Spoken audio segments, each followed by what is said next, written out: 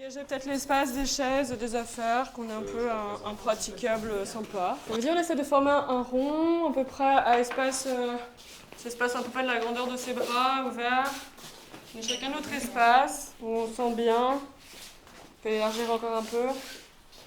Ok, bon déjà on va délier un peu tout ça. Là vous sentez, vous avez besoin dans le corps de mettre un peu de souplesse, de déliant. Là où ça tire. En observant juste son rythme. Histoire d'atterrir un peu là dans ce lieu, dans ce groupe. On va passer dans la salle à côté. On va commencer un peu les situations sur nos échanges. La CTG, la Convention territoriale globale, c'est un contrat territorial, une manière d'organiser l'action sociale sur les territoires.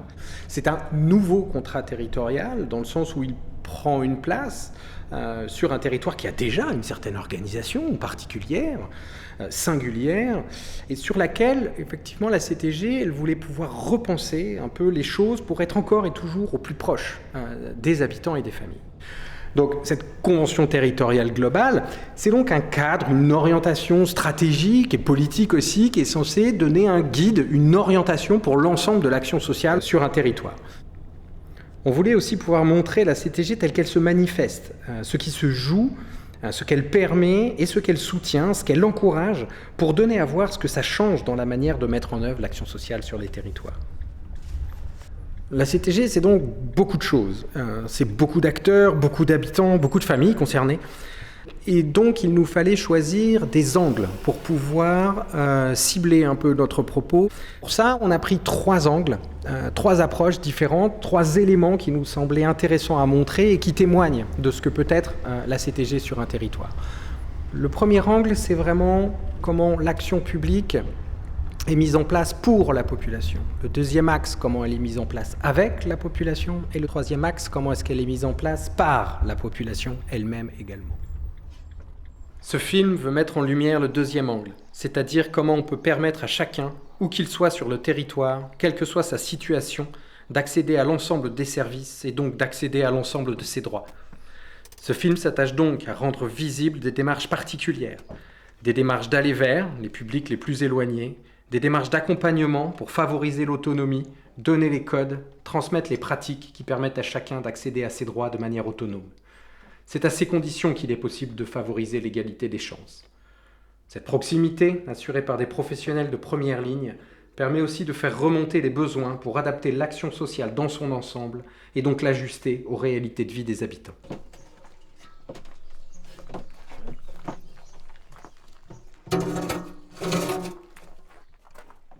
Je m'appelle Hugo. Et moi, c'est Christine. On est conseiller France Service pour Valence Romand Agglomération. France Service, donc, c'est un dispositif qui, après la crise du Covid, a pour objectif d'apporter un accompagnement numérique et un accompagnement dans les démarches administratives pour les usagers. C'est un dispositif qui est ouvert du coup à tout public. On est donc installé dans les médiathèques du territoire. À chaque fois, le but, c'est d'apporter une réponse. Donc soit apporter une réponse via débloquer le dossier, la situation avec l'administration concernée, soit orienter l'usager vers un service plus compétent. Donc moi j'ai reçu un couple ici, à la Tour Maubourg, donc ils n'avaient pas rendez-vous, donc que j'ai reçu sur le flux. Ils avaient observé une diminution en fait sur leur compte bancaire et ils n'arrivaient pas à comprendre pourquoi. Donc j'ai voulu me connecter sur leur espace, mais en fait il s'avère qu'ils sont complètement réfractaires au numérique. Enfin, en fait ils n'ont pas d'ordinateur, ils n'ont pas internet. Donc là je leur ai expliqué que ça allait se faire en plusieurs temps, qu'il allait falloir d'abord leur créer une adresse mail, leur créer ensuite un compte France Connect. Donc bien évidemment, quand j'ai commencé à leur parler de tout ça, ils étaient un petit peu stressés. Mais ils ont très vite compris que j'allais les accompagner et que je me suis rendu compte qu'ils étaient vraiment éloignés aussi de toutes les aides sociales qui étaient possibles. Et en face de nous, on est confronté à des situations qui sont vraiment humaines, parfois de détresse sociale, précarité financière ou autre. Ils sont déjà super contents de se dire bon bah voilà, on est considéré, on est écouté, il y a quelqu'un qui essaye de comprendre mon problème, de diagnostiquer et d'apporter des solutions en fait. C'est un des challenges vraiment de la position conseiller France Service, c'est d'essayer d'apporter une écoute active et en même temps gérer cette frustration qu'il y a par rapport au décalage de la situation administrative et du problème humain auquel on est confronté. On parle souvent du pont entre le public et vous, mais comment se passe aussi du coup ce travail en fait au quotidien avec toutes les institutions que vous représentez? C'est de plus en plus difficile d'arriver à joindre une administration aujourd'hui en France. Et puis aussi d'un autre côté, il y a cette fracture numérique. Pour certains partenaires, on a des lignes directes sur lesquelles on peut les joindre. On a des adresses mail dédiées France Service et on a aussi A+.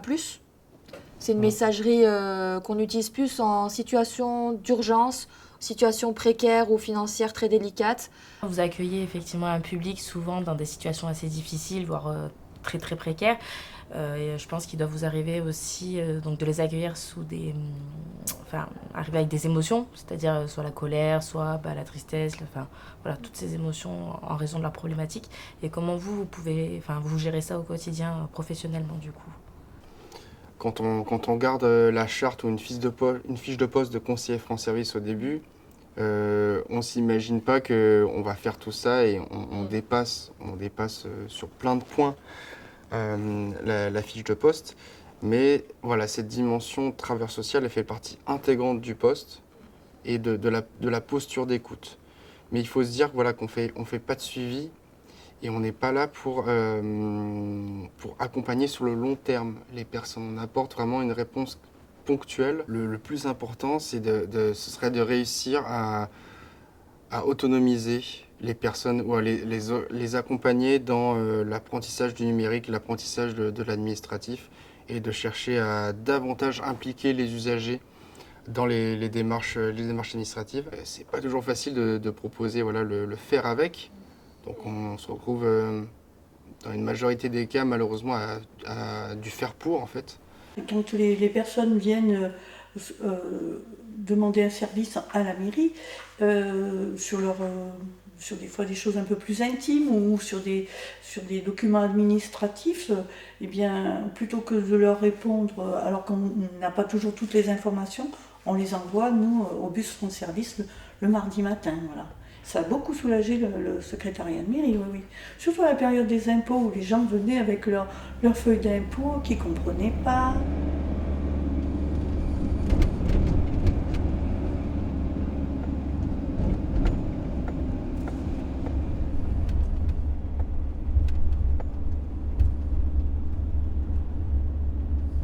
Le PIMS mobile, c'est quoi? Donc, c'est une camionnette tout aménagée avec 2 bureaux et la possibilité d'avoir 2 agents. On accompagne les personnes à faire leurs démarches administratives et on fait aussi du numérique si jamais ils en ont besoin. On intervient les mardis à Crépol, les mercredis à Font-Barlette et Chamberlières, les jeudis au Polygone et Valençol et les vendredis au Plan.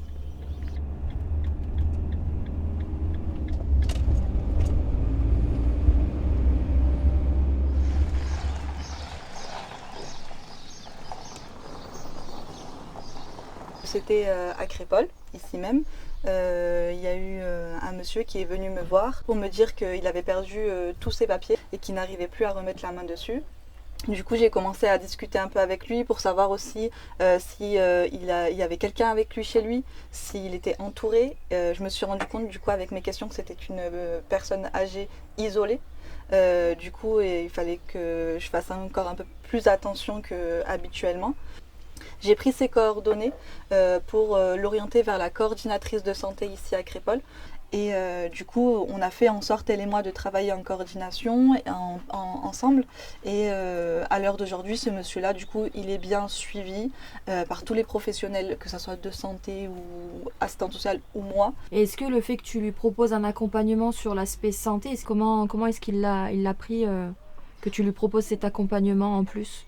Alors, pour moi, quand on a discuté, lui et moi, on a eu un échange très fluide, honnêtement. Il a été plutôt d'accord, il s'est même confié sur certaines choses intimes, quoi. Et je me dis vraiment que ton accueil et ton intervention a une porte d'entrée, en fait. Parce que c'est quand même plus facile de venir et de dire j'ai perdu ma carte d'identité que j'arrive pas à gérer le quotidien, ou je suis en difficulté, ou j'ai perdu au niveau santé, mobilité. C'est sûr. Lui, il fait partie de ce qu'on appelle les personnes invisibles. Donc, c'est des personnes, du coup, que aucune administration ou quoi que ce soit peut le détecter.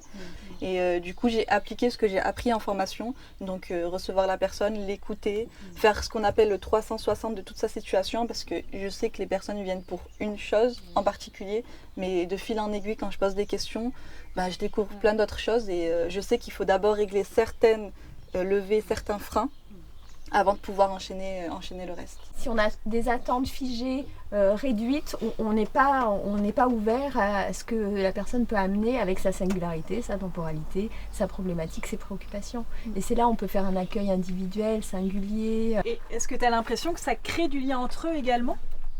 Quand les gens viennent et attendent, est-ce que ça crée de la... Oui, ça crée du lien parce qu'en fait, comme ils attendent et qu'ils se sentent pas seuls, du coup, en fait, ils discutent en fait de l'actualité ou même de leurs propres problèmes du quotidien en fait. Donc, et il y a des personnes qui se connaissent absolument pas.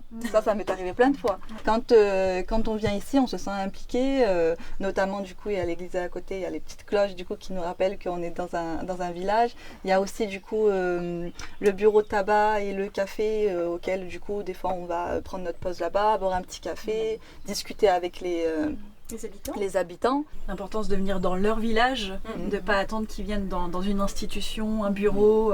Ça crée quelque chose peut-être de plus chaleureux et puis surtout de terrain connu. Oui, c'est ça. Pour permettre. Et puis ça a fait reculer cette idée parfois que les institutions sont de plus en plus loin. On sent que du coup, le fait d'être là, le fait d'aller vers les gens, ils vous remercient d'être là, ils sont contents et ils se sentent considérés. Du coup, l'égalité des chances, c'est vraiment quelque chose qu'on on repère tous vraiment dans toutes nos pratiques et dans tous nos différents services, que ce soit, même si on n'a pas les mêmes publics ou les mêmes objectifs, malgré tout, le fait d'aller vers, on voit tous que on n'aurait pas eu ce public-là si on n'était pas allé là, à ce moment-là. C'est des gens qu'on n'aurait peut-être pas croisés. C'est sûr que ça crée un lien pour les personnes. Il y a un lien. Il y a une petite osmose autour du camion le mardi matin, on sait.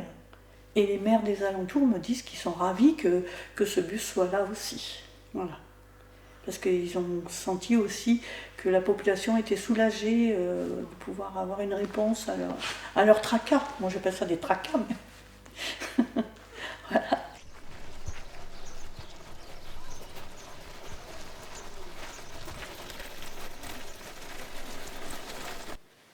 Il est super grand mon appartement.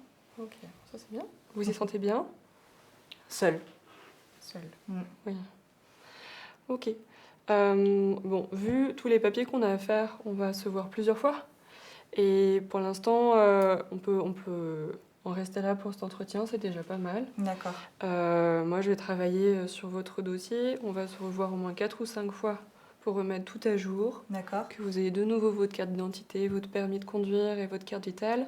Je ne suis pas habituée à recevoir des publics qui sont un peu désorientés, un peu perdus, que je dois répéter plusieurs fois la question. C'est-à-dire que quand la personne nous livre des choses lourdes, on a l'empathie de ce qu'ils vivent, bien évidemment, mais on est déjà dans notre cerveau en se disant qu'est-ce qu'on va activer, qu'est-ce qu'on va mettre en place pour cette personne. Et elle ne s'est pas projetée déjà sur des « ah ben je vais vous orienter vers tel endroit ». Non.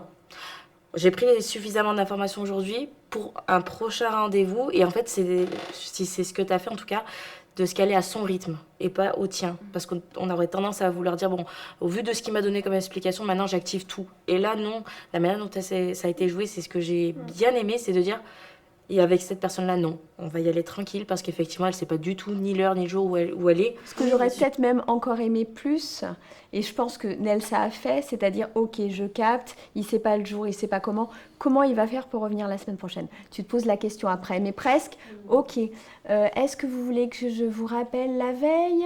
Est-ce que je vous l'écris? Enfin, voir à quel point elle s'ajuste et elle va créer des outils, où on parlait d'outils, là vraiment de se dire, ok, là je capte, il ne se repère pas dans le temps. J'ai essayé d'appeler mais il n'a jamais répondu. Bon. Voilà. Chose que on rencontre souvent dans notre travail, mais ce que j'ai fait du coup c'est que j'ai travaillé en partenariat, j'ai contacté du coup la coordinatrice santé du coup de Crépol. Et en fait, elle s'est renseignée auprès de la mairie, etc. Et en fait, c'est le réseau qui s'est activé. Et en fait, c'est comme ça qu'il a pu me retrouver la prochaine fois et revenir à mon rendez-vous. C'est qu'il y a une personne de professionnelle de santé qui, elle, peut se rendre au domicile de la personne parce que moi, je ne peux pas. Je trouve que dans le public, on peut avoir un peu ces deux situations. Soit, effectivement, on est personne réservée, il va falloir tirer, il va falloir essayer de poser des questions, faire du 360, voilà. Et des fois, on a des personnes qui vont vraiment arriver et il faut qu'elles lâchent tout, en fait. Et des fois, on les a jamais vues, on n'a pas eu le temps de poser même une question, qu'elles sont arrivées, qu'elles ont tout lâché. Et c'est ça aussi, des fois, qui est difficile à gérer. Quand il faut tirer, et quand là, il n'y a pas besoin de tirer et que tout sort, et c'est des fois peut-être plus difficile, je trouve, que d'aller tirer les questions. À un moment donné, c'est pas nos préoccupations. Oui, bien sûr, nous, on est professionnels, oui, on est formés, oui, on a l'expérience, oui, on a compris, oui. Mais c'est quoi votre préoccupation? Votre préoccupation, c'est le chauffage? Ok, comment je peux faire pour vous aider? Et ça change tout. Ça change tout. La personne, elle est à un autre endroit, elle est entendue à un autre endroit. Et le lien, là, la rencontre, elle se fait. Ok, toi, tu m'écoutes. Tu entends ce que je te dis et tu vas partir de mes préoccupations parce qu'en fait, c'est ma vie, en fait. Et ça change tout.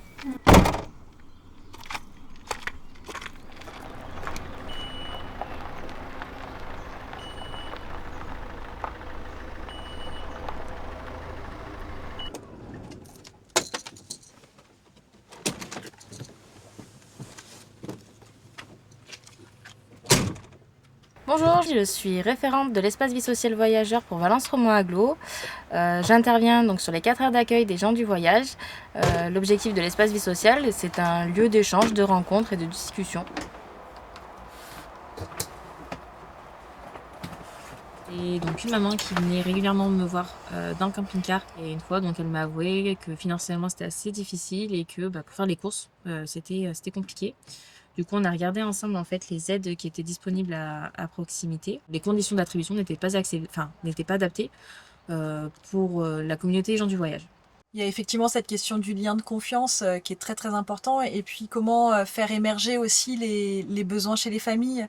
Ils vont pas avoir l'automatisme d'aller poser des questions s'ils ont le droit à des aides ou pas parce que pour eux, ils ne se sentent pas citoyens. Ils vont plutôt essayer de se débrouiller entre eux si ils ont des difficultés. Donc là, il y a eu un petit combat qui s'est fait. Il a fallu prendre des rendez-vous en fait avec les responsables, les directeurs des organismes. Donc ça a été un peu compliqué au début, mais on a réussi du coup à la fin en fait à ce que le CCS modifie son règlement intérieur et fasse entrer les gens du voyage du coup dans le règlement intérieur. Ce qui a permis à la maman en fait d'avoir accès à l'aide alimentaire. Au tout début, elle a voulu laisser tomber, et je lui ai dit non, il faut qu'on trouve une solution. Et je lui ai dit, c'est son combat elle, mais à la fois c'est son combat pour une communauté entière. Je respecte leur culture, il n'y a pas de souci, et je la comprends, enfin du moins j'essaye de la comprendre, mais il faut aussi qu'à un moment donné, je leur dise que leur culture évolue et s'adapte aussi à la société d'aujourd'hui. Voilà. Aujourd'hui, un enfant qui n'est pas scolarisé, qui n'a pas un minimum d'études, c'est très compliqué pour le travail. Et aujourd'hui, c'est de leur faire comprendre qu'ils ont des devoirs, mais ils ont aussi des droits. Je trouve que cette question du bouclier, de l'interface en fait que tu crées entre les institutions et les personnes que tu accompagnes, elle est hyper importante. Et je me rappelle aussi dans nos échanges qu'on avait eus, tu avais eu cette phrase de la graine que tu plantais et comment tu pouvais être un tuteur. Et je trouve que ça c'est hyper beau aussi, cette image. Comment on peut être des tuteurs pour qu'ils accèdent et aux droits communs et à un meilleur quotidien. Et l'objectif, c'est qu'à un moment donné, on enlève ce tuteur et que les personnes, en fait, elles soient complètement autonomes aussi, de ce côté-là. Mais le fait justement d'aller vers, c'est d'éviter tout ce braquage des uns vis-à-vis des autres et de créer des situations et des poches de difficultés et de t'approcher parce que ça permet de mieux anticiper certaines difficultés qu'on peut rencontrer ou d'incompréhension. Moi, je trouve qu'elle est assez médiatrice parce qu'elle essaye de concilier et de rapprocher, de concilier. Ce que j'aime bien faire, c'est que le premier rendez-vous se fasse sur l'aire d'accueil. Et là, de la part du partenaire qui va venir, c'est de comprendre en fait la réalité du terrain et de se dire, comment vous adaptez avec là dans l'environnement dont vous êtes, comment on adapte. Je vais jouer ton rôle et tu vas jouer le rôle de cette conseillère assistante sociale. Si vous nous fournissez une attestation comme quoi, par exemple, elle a plus de temps de résidence et que vous signez comme quoi elle est bien présente, nous, on peut accepter dans le sens où c'est vous qui justifiez du temps de présence. Vous voulez qu'on aille faire un tour un petit peu dehors pour que vous puissiez prendre un peu contact et voir comment ça se déroule, sentir... Quand on est dans un bureau fermé avec des fenêtres, tout va bien, on s'en rend pas forcément compte. Maintenant, quand on est à l'intérieur d'une aire d'accueil et qu'on voit en fait toutes les difficultés juste à côté de nous, et du coup, à chaque fois, moi, les partenaires réagissent pas de la même manière. Une loi, un cadre, il est défini à un moment T pour des situations les plus communes. Il faut aussi que nos dispositifs y vivent, il faut qu'ils s'ajustent, il faut qu'ils évoluent. On n'a pas d'obligation de résultats et donc du coup derrière mais par contre une obligation de moyens qu'on aura mis en place pour essayer d'accompagner au mieux la personne. Je crois qu'il y a aussi ça, on sait pas, on fait très attention à ce qu'on dit, mais on sait pas quel effet ça va faire et comment la plante va pousser, et est-ce qu'elle va pousser. Mais en gros, si on persiste, si on amène, si on est droit dans ses bottes et qu'on ne fait pas miroiter des choses non plus, etc., elle va pousser. C'est juste une question de temporalité. Les besoins qu'il y avait il y a 5 ans ne sont pas forcément ceux d'aujourd'hui, ne seront pas forcément ceux dans 5 ans. Donc si on ne se déplace pas, si on ne va pas vers les gens, on reste avec des approches qui peuvent être très différentes du besoin lui-même. Donc vraiment, c'est une politique qu'on a mis en place d'aller vers les gens sur le terrain, d'aller, les gens du voyage, mais la jeunesse c'est exactement pareil, pour être au plus proche et mieux appréhender et dans l'environnement dans lequel on est. Et cette stratégie d'amener à, parce que là c'est pas aller vers, mais c'est d'amener à, c'est hyper important. Et ça permet après à chacun d'aller vers l'autre.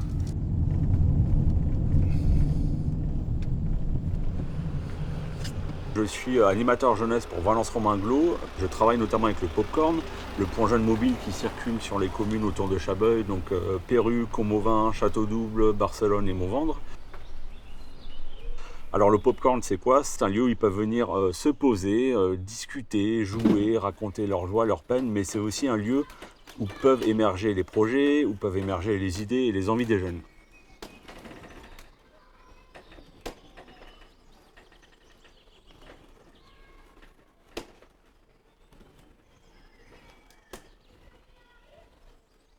Colin est arrivé un jour au Popcorn avec une petite valise et il avait imaginé créer un escape game dans cette valise avec toute une histoire autour. Et il me l'a fait tester et je me suis dit qu'un jeu comme ça, en fait, il fallait l'impliquer sur le territoire. Et suite à ça, il a formé 2 autres jeunes aussi du Popcorn, Colline et Silke, que je connais, de Comauvin et Château-Double. Et ensemble, en fait, ils ont recherché plein d'objets dans les matériothèques, etc. pour vraiment créer une salle autour, une salle immersive avec une tonnelle. Et la finalité de ça, ça a été qu'ils l'ont animé pendant 2 jours au Festival du Jeu de Valence. Ils ne voulaient pas s'arrêter là. Ils ont créé une junior association pour continuer cette aventure. Et cette junior association leur permet vraiment de gérer leur projet en autonomie, de récolter des fonds, de gérer un budget, de prendre des décisions ensemble. Et au final, pour moi, c'est ça, rendre autonome et faire émerger. C'est vraiment à partir d'une idée d'un jeune, c'est les accompagner, être une épaule pour eux et les voir vraiment s'approprier le projet. Et les jeunes, quand ils n'ont pas comme ça un projet déjà tout construit, comment ça se passe? Il y a souvent un moment où il y a une étincelle. Un jeune qui propose quelque chose et là on s'est dit allez, on le tente, on va organiser un mini festival sur votre commune pour un peu dynamiser votre commune. Moi je suis là pour vous accompagner. On se pose, on réfléchit, on regarde les possibilités. Je l'ai dit, l'idée ici c'est le principe du Popcorn, c'est que les jeunes s'impliquent. Je ne suis pas là pour faire leur place. Je suis en première ligne face aux jeunes et face à certaines situations, je dois me dire aussi des fois que j'ai besoin d'aide en termes de compétences. Ce n'est pas mes compétences, donc effectivement si j'ai besoin d'aide, j'ai des éducatrices qui sont là pour m'aider, qui passent de temps en temps aussi au Popcorn voir comment ça se passe. Si je rencontre des situations un peu compliquées avec des jeunes, je peux les appeler aussi pour voir comment réagir. En t'entendant, je me dis que c'est un chouette lieu d'expérience, comme une bulle pour ces jeunes, où ils vont vivre des choses, où ils vont effectivement te faire confiance, mais eux prendre confiance sur des projets, alors qu'à l'extérieur ça se passe peut-être différemment, comme un petit peu préserver de l'extérieur. Et je vois qu'au niveau du design, à la fois vous avez pensé à que ce soit un dispositif attractif visuellement, technologiquement, et à la fois préservé avec les vitres teintées qui permettent d'être sécures à l'intérieur. l'extérieur et puis à la fois voir ce qui se passe autour. On vient sur un milieu rural et on avait vraiment envie d'avoir quelque chose qui soit classe, attirant, un petit peu ce côté sexy. Le popcorn, quand vous avez fait la demande pour venir sur le village, comment est-ce que ça a été comment est-ce que vous avez été accueillis Certaines communes se sont positionnées en disant bah non, moi j'ai pas suffisamment de jeunes sur ma commune donc ça m'intéresse pas forcément. Puis d'autres étaient très demandeurs et puis c'était très important. On avait deux choses qui étaient pour nous primordiales, c'était vraiment la régularité, que ça soit dans les dates, mais aussi dans l'animateur. On ne peut pas changer d'animateur non plus tous les jours. On a un constat qu'on entend souvent dans nos communes. Moi, je suis aussi maire d'une commune, donc je l'entends souvent. C'est, oui, de nos jours, dans les associations, on ne trouve plus de bénévoles, les gens ne sont pas investis, ils sont juste consommateurs et ne sont plus acteurs. L'objectif, à travers ces dispositifs divers et variés, des points jeunes fixes et mobiles, par exemple, mais le PIGE également, c'est d'amener les jeunes à être acteurs de leur vie, de leurs loisirs, mais de leur avenir aussi. Et en fait, quelque part, on est en train de former les futurs membres des bureaux des associations de nos communes.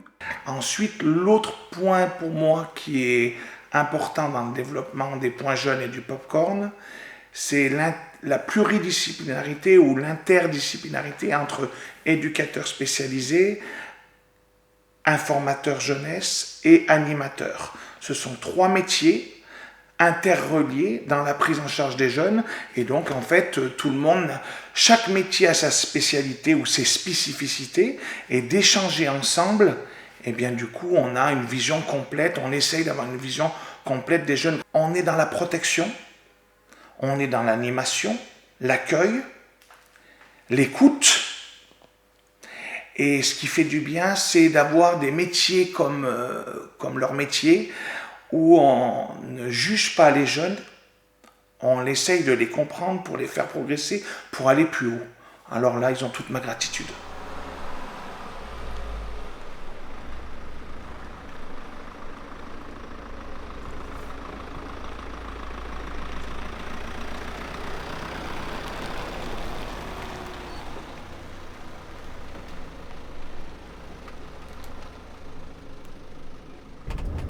Donc à chaque fois qu'on arrive, on ne sait pas ce qui nous attend, on ne sait pas quelles familles sont là, sont parties. Donc c'est à chaque fois la surprise. Donc nous on est la Bouchou Mobile, c'est un dispositif innovant de soutien à la parentalité. Il y a un jeu de pétanque. On intervient auprès de familles qui ont des enfants dans une démarche de prévention sur des aires des gens du voyage et des quartiers prioritaires. On se rend compte qu'on va surtout auprès des familles qui vivent une grande précarité, qu'elle soit sociale ou psychique. Hop. C'est important, c'est le moment de la rencontre. On va créer un espace commun. On se rend compte déjà par la communication comme ça, non verbale, par le corporel, par des échanges de regards, ou à l'inverse aussi, des refus de regard qu'on va respecter. Y a tout ce jeu-là qui importe, ce temps-là qui est important, où on est déjà au travail et on est déjà très attentive à ce qui se joue. Et moi, je me dis que souvent, c'est grâce aux enfants que derrière, on arrive aussi à toucher les adultes. Quand les enfants viennent nous voir, les parents se sentent en sécurité parce que c'est la première barrière. Si ça passe avec un enfant, souvent ça passe après avec un adulte. Donc nous, les enfants, c'est un peu notre clé secrète pour le coup.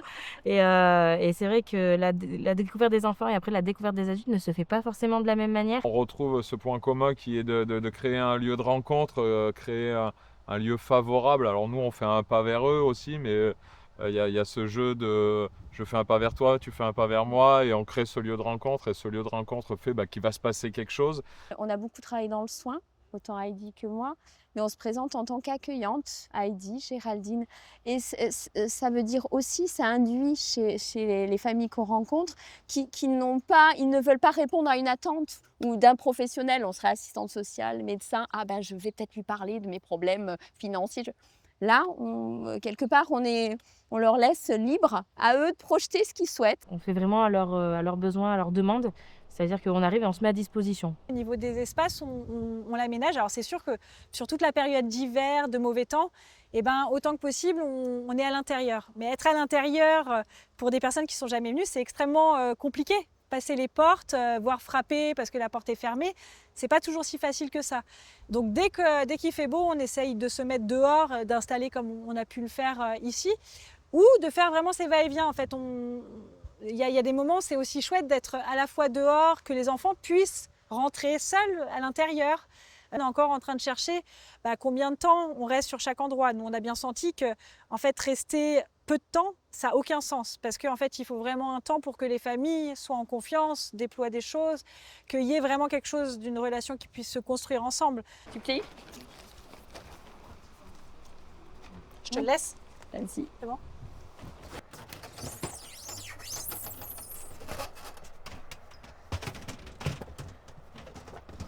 C'est un enfant qui est très très anxieux en présence d'autres personnes. Au début, il arrive vraiment, il se cache, voire il pleure quand on le regarde. Et là, le moment qu'on voulait évoquer avec Géraldine, c'était le moment où il va pouvoir se détacher un petit peu de sa maman. Et parce qu'on est deux, Raoul va pouvoir partir, là, entre autres avec moi, découvrir l'espace. Et la maman va pouvoir rester avec Géraldine pour échanger.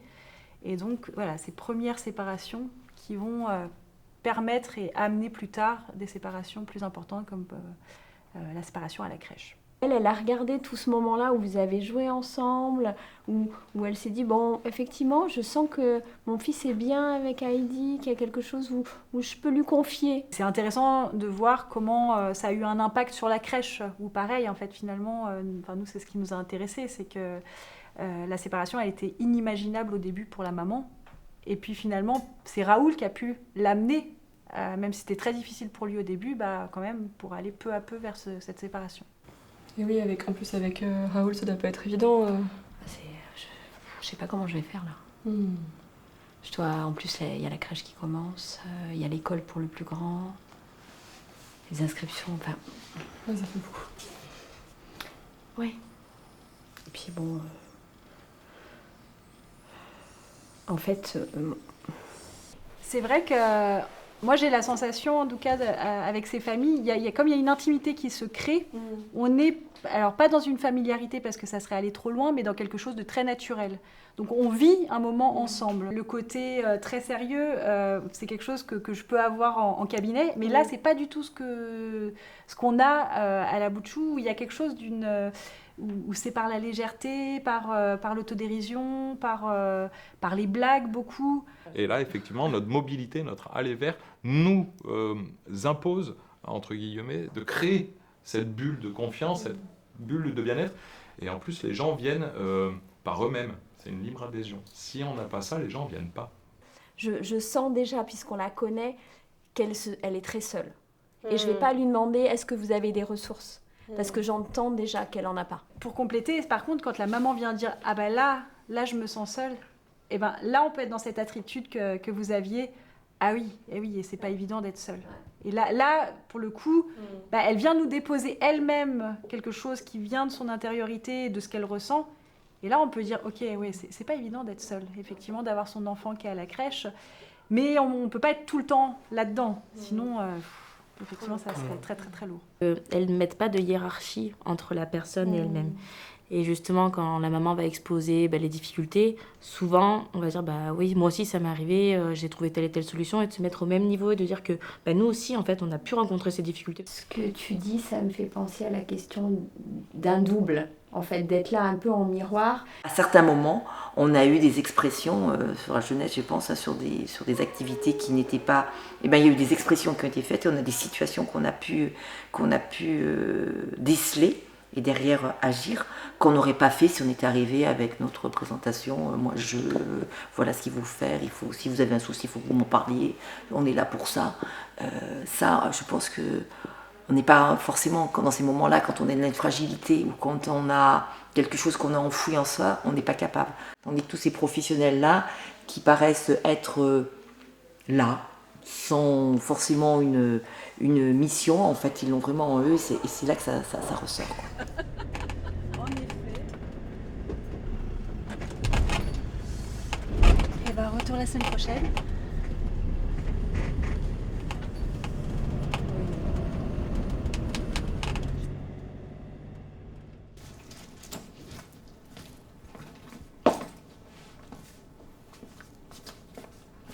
Le PIGE, Prévention Information Jeunesse, c'est une structure de Valence Romain Agglo qui s'adresse aux jeunes de 11 à 30 ans du territoire de Valence Romain Agglo, des 54 communes. C'est une structure qui a d'information, de sensibilisation et de prévention. Donc là, l'action, c'est une action collective qui a été menée au sein d'un établissement scolaire du territoire, qui est le lycée Algou-La-Fema à Valence, auprès d'un public bien identifié, parce que c'est un public qui a décroché. On a nos propres actions, comme disait Salia, qu'on développe et qu'on remet chaque année. On a les actions qu'on crée parce qu'on a observé, nous, un besoin. On a des actions qu'on crée parce que nos partenaires observent un besoin et viennent nous chercher.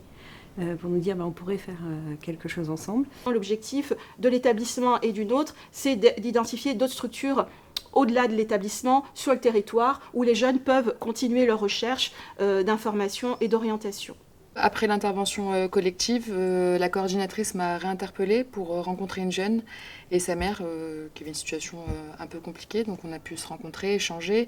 Elle a pu ensuite revenir au PIGE pour continuer de l'accompagnement, pour pouvoir la revoir. En fait, c'est vraiment cette idée d'ouvrir les possibles. Oui. C'est vraiment cette idée de pouvoir leur donner l'autonomie nécessaire pour aller eux-mêmes chercher, avoir les ressources, pour aller chercher les bonnes informations et donc les accompagner. Donc l'idée, c'est pas de leur donner, on leur donne une information, mais il faut aussi qu'on les accompagne à comprendre comment eux, ils peuvent la trouver et comment ils peuvent après se resservir de cette capacité. On a utilisé des outils qu'on a au sein de l'outil tech, comme le jeu parcours, qui traite des métiers en tension et qui permet d'apprendre à aller chercher l'information la plus juste sur les qualifications, les compétences nécessaires sur les métiers, et un jeu qui s'appelle les besoins, et c'est des petites cartes très sympathiques qui permettent tout de suite d'identifier un peu quels besoins j'ai pour pouvoir aller chercher un métier. Et du coup, qu'est-ce que ces outils-là, quand vous les mettez en place, que ce soit avec un groupe de personnes ou en individualité, qu'est-ce que ça vous apporte à vous ou aux jeunes ? Le jeu, ça permet vraiment d'entrer en lien avec les jeunes. On ne fait pas des interventions descendantes ou des définitions, tout ça. Ça permet, comme disait Salia, justement qu'ils retiennent mieux, que d'autres choses se passent.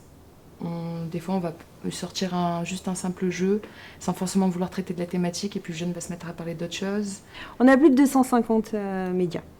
Parce qu'on a des jeux, c'est très bien, on a des jeux de plateau, mais on a aussi des photolangages, on a aussi des expositions sur des grilles dont on peut se servir, on a des vidéos qui peuvent nous servir à faire des débats. Surtout, l'outil tech, ça nous permet aujourd'hui d'être animateurs d'un réseau de professionnels des acteurs de la jeunesse. Et donc, du coup, on gagne en force et en impact face à ces publics si on a le même langage. Donc on travaille aussi à des outils qu'on porte en commun et à des formations. Et nous, va faire écho avec nos objectifs à la CAF, c'est toute la partie sur le aller vers et faire venir. Il y a 30 ans, l'objectif c'était d'amener l'information aux jeunes, et notamment ceux qui étaient peut-être les plus éloignés des centres-villes. Aujourd'hui, l'information, il y en a profusion, tout le monde l'a dans sa poche, des tonnes d'informations, et du coup le métier d'informateur jeunesse, il a changé, c'est plutôt d'aider les jeunes et comment les guider dans les sources les plus fiables et les orienter, et puis passer aussi du numérique au réel. Et nous, c'est aussi à la CAF, un des objectifs qu'on a, c'est de faciliter la mise en réseau des professionnels pour que chaque structure, lorsqu'elle reçoit un jeune, elle soit en capacité d'orienter. Le jeune va pousser la porte du PIGE, mais peut-être que dans les échanges, il va y avoir des discussions autour du logement, et le PIGE, il est en capacité d'orienter vers le FJT, il sait qu'il y a des places. Du coup, pour l'atelier mobilité, oui. Normalement, il y a 8 inscrits. D'accord. Je te donne la feuille de démarchement. Ouais.